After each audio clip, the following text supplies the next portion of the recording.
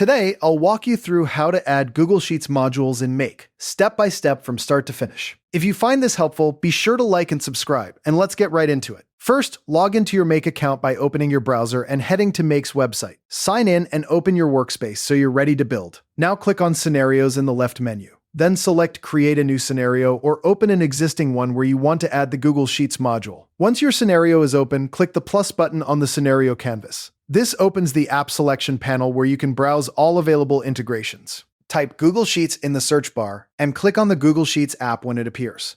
You'll now see a list of module options.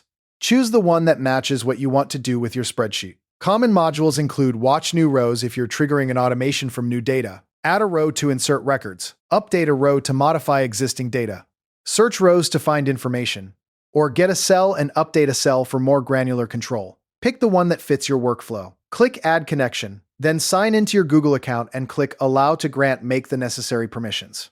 Once connected, select the Google Drive file that contains your spreadsheet. Then choose the correct sheet tab like Sheet 1, Leads, or Orders.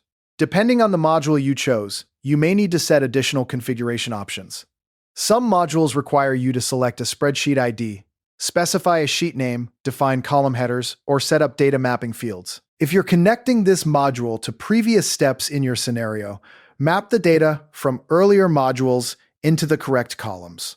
For example, map a name field to column A, email to column B, and status to column C.